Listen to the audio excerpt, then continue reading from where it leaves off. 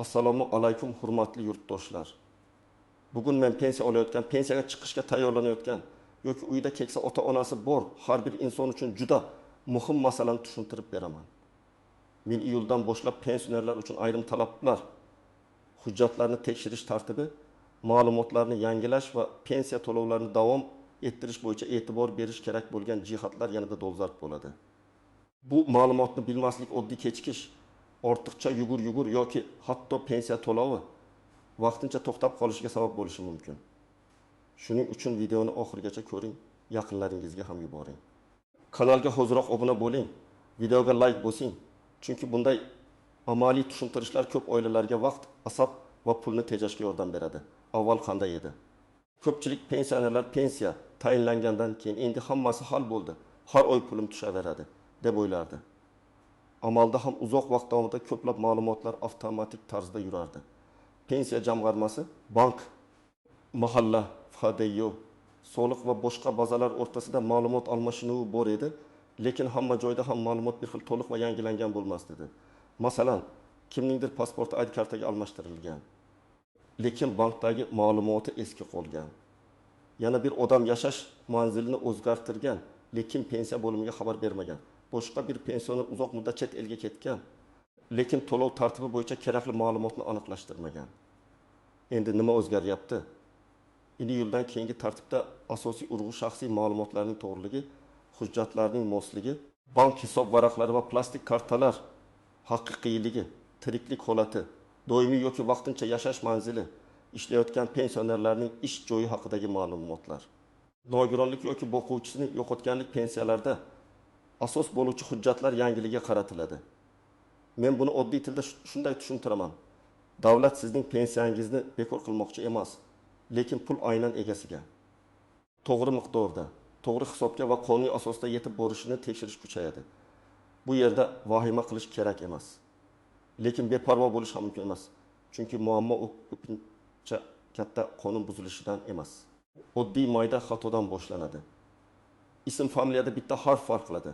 Tug'ilgan sana bir bazada boshqacha kiritilgan, kartaning muddati tugagan, telefon raqam o'zgargan, lekin bank aytilmagan. Shunday kichik xatolar pensiya kuni kelganda nega pul tushmadi degan savolga olib keladi. Eng avvalo kimlar e'tiborli bo'lish kerak? Birinchi toifa pensiyani bank kartasi orqali olayotgan pensionerlar. Agar sizning kartangiz muddati tugagan bo'lsa, karta yo'qolgan bo'lsa, bank hisob raqami o'zgargan bo'lsa yoki karta boshqa odam nomida bo'lsa, buni albatta aniqlashtirish kerak. Pensionerning o'z nomidagi hisob raqamga tushish kerak. Amaliyotda shunday holat bo'ladi. Ona 72 yoshda kartani o'g'li ishlatadi. Karta bankda onaning nomida, lekin telefon raqam o'g'lining nomida. Agar SMS kelmasa yoki bank ilovasida muammo chiqsa, ona nima bo'layotganini bilmaydi. Men bunday oilalarga tavsiya qilaman. Kartani kim ishlatishidan qat'iy nazar. Pensionerning o'zi yoki uning qonuniy vakili bankdagi ma'lumotlarni tekshirtirsin. Ikkinchi toifa, pensiyaga yaqinda chiqqan yoki chiqmoqchi bo'lganlar. Masalan, erkak kishi olim yoshga yaqinlashgan, ayol kishi 25 yoshga yaqinlashgan, mehnat staji hujjatlarini yig'moqda. Ilgari ko'pchilik oxirgi oyda yugurib boshlardi. Endi bunday qilish xavfli, chunki eski mehnat daftarchasidagi yozuvlar, tashkilot nomi o'zgargani, arxiv ma'lumotlari, ish haqi haqidagi ma'lumotlar, harbiy xizmat yoki bola parvarishi davri kabi holatlar oldindan tekshirilmasa, pensiya tayinlash cho'zilishi mumkin. Masalan, bir ayol 1968 yildan 1995 yilgacha tikuv fabrikasida ishlagan, keyin fabrika yopilgan. Mehnat daftarchasida muhr bor, lekin muhr xira. Arxidan tasdiq kerak bo'ladi. Agar u buni pensiya yoshiga bir hafta qolganda boshlasa, tabiiyki kechikish bo'ladi. Uchinchi toifa nogironlik pensiyasi yoki nafaqasi olayotganlar. Bu yerda tibbiy xulosa, nogironlik muddati, qayta ko'rik sanasi juda muhim. Agar nogironlik muddatsiz berilgan bo'lsa, boshqa masala. Lekin muddatli bo'lsa, qayta ko'rikdan o'tish sanasini o'tkazib yubormaslik kerak.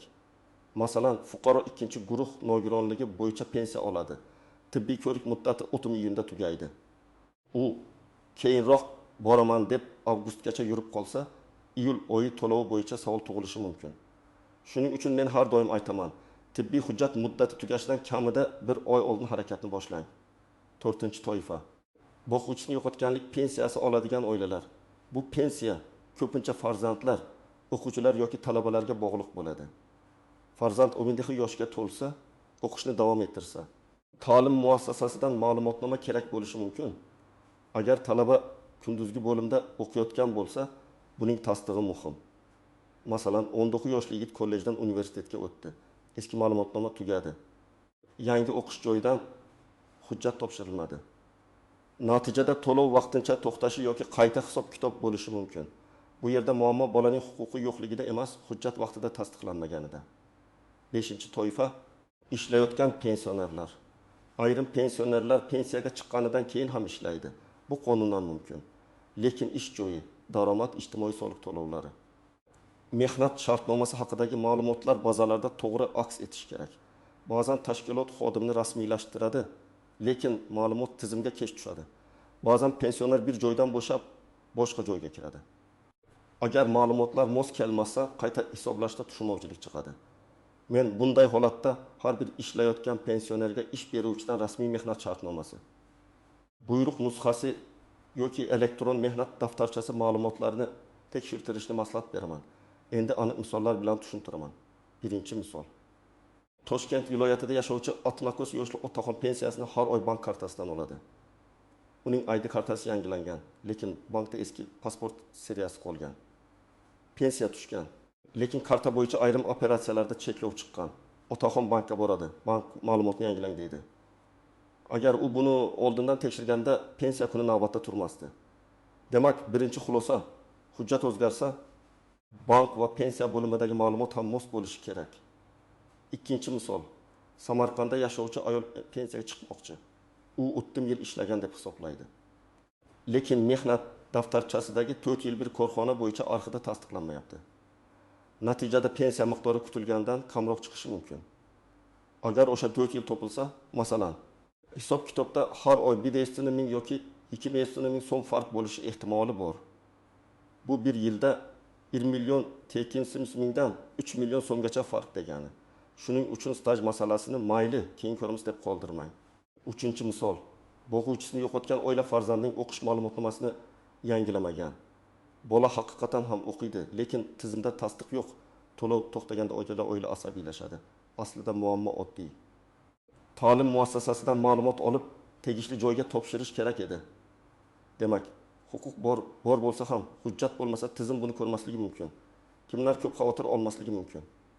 Agar sizning pasport yoki ID kartangiz yangi, bank kartangiz amal qiladi.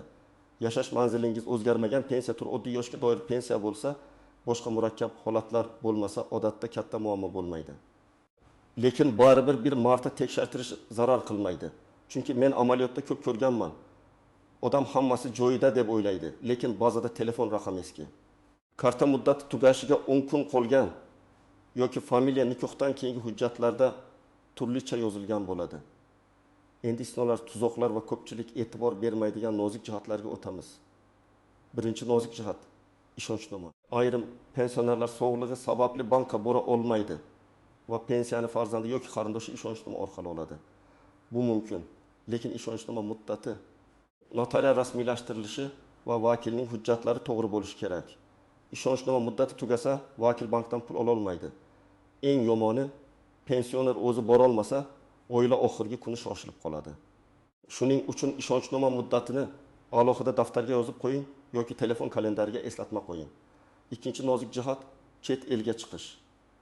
Agar pensioner uzoq muddat boshqa davlatga ketayotgan bo'lsa, pensiya to'lovi, karta ishlashi, tiriklik tasdiqlash, aloqa raqami va bankdagi xavfsizlik cheklovlarini oldindan so'rashi kerak. Masalan, pensioner Rossiyadagi farzandlikka 6 oyga ketdi. Kartasi O'zbekistonda qolgan, SMS eski raqamga keladi. Bank operatsiyani shubhali deb chekladi. Keyin qarindoshlar pensiya tushmayapti deb o'ylaydi. Aslida pul tushgan bo'lishi mumkin, lekin foydalanishda muammo bor. Demak, chet elga chiqishdan oldin bankka borib, karta holatini va aloqa raqamini tekshirish kerak. Uchinchi nozik jihat, vafot etgan pensioner pensiyasi. Bu og'ir mavzu, lekin ochiq aytish kerak. Pensioner vafot etsa, oila tegishli tartibda xabar berish kerak. Ortiqcha tushgan to'lovlar keyin qaytarilishi talab qilinishi mumkin. Ba'zan qarindoshlar kartaga tushgan pulni ishlatib qo'ydik deydi. Keyin qarzdorlik paydo bo'ladi. Shuning uchun bunday holatda FHDYO hujjatlari, bank va pensiya bo'limi bilan tartibni aniqlashtirish juda muhim. Bu nafaqat qonuniy, balki oila uchun ham kelajakdagi muammoni oldini oladi. 4-nozik jihat yashash manzili va ro'yxat. Pensioner bir tumandan boshqasiga ko'chsa, ba'zi xizmatlar, nafaqa turlari yoki qo'shimcha imtiyozlar hududiy tartibga bog'liq bo'lishi mumkin. Masalan, kommunal to'lov bo'yicha kompensatsiya, parvarish nafaqasi yoki ijtimoiy yordamlar manzil ma'lumotiga qaraydi. Agar pensioner aslida boshqa joyda yashab, eski manzilda ro'yxatda qolsa, tekshiruv vaqtida savollar chiqadi. Men bunday holatda ro'yxat qayerda, yashash qayerda, to'lov qayerga tushyapti degan 3 ta savolga aniq javob tayyor bo'lishini maslahat beraman. 5-nozik jihat hujjatlardagi ism sharif farqi. O'zbekistonda ko'p uchraydi. Bir hujjatda O'g'loy, boshqasida O'g'loy, bir joyda Abdullayev, boshqa joyda Abdullayev yozilgan. Lotin va kirildagi farqlar ham muammo berishi mumkin. Ayniqsa eski mehnat daftarchasi, diplom, nikoh guvohnomasi, tug'ilganlik haqidagi guvohnomada farq bo'lsa, tasdiqlovchi hujjatlar kerak bo'ladi. Buni oxirgi kunga qoldirmang. Zarur bo'lsa, FHDY yoki arxiv orqali ma'lumotlarni to'g'irlash tartibini boshlang. 6-nozik jihat. Qo'shimcha nafaqalar va kompensatsiyalar. Pensiya bitta narsa, lekin ayrim pensionerlar qo'shimcha ijtimoiy yordam, parvarish puli, nogironlik bo'yicha imtiyoz, dori-darmon, transport yoki kommunal to'lovlar bilan bog'liq yengilliklardan foydalanishi mumkin. Bu imtiyozlarning har biri alohida hujjat talab qilishi ehtimoli bor. Masalan, bir pensioner yoshga doir pensiya oladi. Shu bilan birga birinchi guruh nogiron farzandini parvarish qiladi. Bu holatda oddiy pensiya hujjati yetarli bo'lmasligi mumkin. Parvarish bo'yicha alohida tasdiq kerak bo'ladi. Shuning uchun men pensionerman. Demak, hammasi avtomatik degan fikr har doim ham to'g'ri emas. 7-nozik jihat qarzdorlik va ushlab qolishlar. Ayrim pensionerlar bank krediti, aliment, ijro hujjati yoki o'rtacha to'langan summa bo'yicha ushlab qolishga duch keladi. Pensiya tushganda miqdor kam ko'rinsa, darhol pensiyamni kamaytirishdi demang. Avval bankdan hisob harakatini oling. Keyin pensiya bo'limidan hisob kitobini so'rang. Masalan, pensiya 20.600.000 so'm, lekin karta hisobiga 20.200.000 tushdi. Farq 400.000 so'm bo'lsa, bu kredit avtomatik yechimi yoki ijro ushlov bo'lishi mumkin. Sababini yozma yoki rasmiy javob orqali aniqlang. Endi eng kerakli qism, nima qilish kerak? Men sizga aniq tartibni aytaman. Birinchi qadam, shaxsiy hujjatlaringizni tekshiring. Pasport yoki ID karta amal qilyaptimi? GSHSH raqami to'g'rimi? Ism, familiya barcha hujjatlarda bir xilmi? Tug'ilgan sana mosmi? Agar nikohdan keyin familiya o'zgargan bo'lsa, nikoh guvohnomasi yoki familiya o'zgarishini tasdiqlovchi hujjatni tayyorlab qo'ying. Ikkinchi qadam, bank kartangizni tekshiring. Karta muddati qachon tugaydi? Karta aynan pensioner nomidami? Bankdagi telefon raqami ishlayaptimi? SMS xabarnoma keladimi? PIN kodni pensioner biladimi yoki xavfsiz joyda saqlaydimi? Men alohida ta'kidlayman. Kartani begona odamga bermang. PIN kodni hech kimga aytmang. Pensiya bo'limidanman, kodni ayting degan qo'ng'iroqlar firibgarlik bo'lishi mumkin. Hech bir rasmiy xodim sizdan karta kodi yoki SMS kod so'ramaydi. 3-qadam, pensiya bo'limi yoki davlat xizmatlari orqali ma'lumotlaringizni aniqlashtiring. Siz yashaydigan tuman pensiya jamg'armasi bo'limiga boring yoki davlat xizmatlari markazidan maslahat oling. Savolni aniq bering. Mening pensiya to'lovim bo'yicha ma'lumotlarim to'liqmi? Bank hisobim to'g'rimi? Qo'shimcha hujjat talab qilinadimi? Qayta tasdiqlash muddati bormi? Og'zaki javob yetarli bo'lmasa, ariza yozib rasmiy javob so'rash mumkin. 4-qadam, pensiyaga chiqmoqchi bo'lganlar staj hujjatlarini oldindan yig'sin. Mehnat daftarchasi, elektron mehnat tarixi, ish haqi to'g'risidagi ma'lumotlar, arxiv ma'lumotnomalari, harbiy xizmat hujjati, diplom, bola parvarishi davriga oid hujjatlar. Yakka tartibdagi tadbirkorlik yoki fermer xo'jaligidagi faoliyat tasdiqlovchi ma'lumotlarni tayyorlang. Agar eski korxona yopilgan bo'lsa, arxivdan so'rab berish kerak bo'ladi. Buni pensiya yoshiga 2-3 oy qolganda emas. Kamida 6 oy oldin boshlagan ma'qul. 5-qadam, nogironlik yoki boquvchisini yo'qotganlik bo'yicha pensiya oluvchilar muddatlarni yozib qo'ysin. Tibbiy ko'rik sanasi, o'qish ma'lumotnomasi muddati, ishonchnoma muddati, karta muddati, ro'yxat hujjati muddati alohida nazoratda bo'lsin. Uyda oddiy papka qiling. Unga pasport nusxasi, pensiya guvohnomasi, bank ma'lumoti, tibbiy xulosa, ma'lumotnomalar, arizalar nusxasi. Rasmiy javoblarni solib boring. Ertaga biror savol tug'ilsa, hamma hujjat bir joyda bo'ladi. 6-qadam, agar pensiya tushmasa yoki kam tushsa, to'g'ri harakat qiling. Avval bankdan hisob holatini tekshiring. Pul tushganmi? Ushlab qolish bormi? Karta bloklanganmi? Keyin pensiya bo'limiga murojaat qiling. To'lov yuborilganmi? Hujjat yetishmayaptimi? Qayta hisob kitob bormi? Hech qachon birinchi eshitgan gap bilan xulosa qilmang. Qo'shnim aytdi. Bankdagi odam shunday dedi. Internetda yozishibdi degan ma'lumotlar rasmiy asos bo'la olmaydi. Sizga rasmiy tushuntirish kerak. 7-qadam, yaqinlaringizga yordam bering.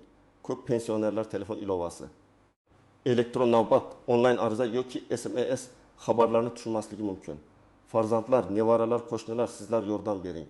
Lekin yordam berishda ham shaffof bo'ling. Kartani o'zingizda ushlab qolmang. Pulni egasining roziligisiz ishlatmang. Har bir yechimni pensionerga tushuntiring.